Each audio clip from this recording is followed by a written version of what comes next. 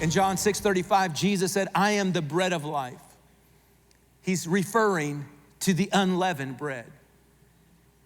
In our culture, we don't think much about bread. We can go to any restaurant, and the first thing, for the most part, they're gonna bring to us is bread. You don't have to pay for it. It's extra, it's a freebie. It's like, take it or leave it. They're going to bring you bread. Bread upon bread upon bread. But bread is a side dish. When you think of a prisoner and you wanna give them the minimum, you say bread and water. If you wanna lose weight, they say don't eat bread. It's extra, it's optional, it's not necessary to survive. But in Jesus' day, bread was the main course. This is why Jesus said, I am the bread of life. He's saying, I'm not a side dish. I'm not a basket that you just reach into once a week.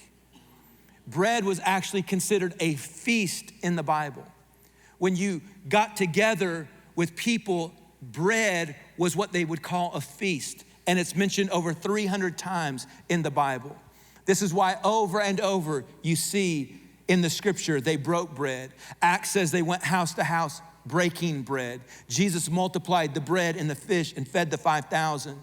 At the Last Supper, Matthew 26:17 says, on the first day of the festival of unleavened bread. In other words, Jesus is celebrating the month of Aviv, a new beginning, the fathering month.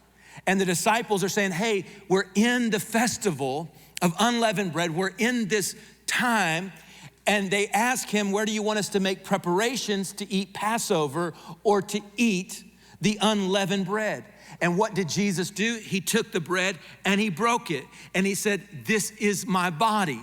What was he saying? He's saying, there's no more fluff in what I'm doing. I'm not a side dish. I'm not an appetizer. I'm not an afterthought. I am essential. I am the core of your existence.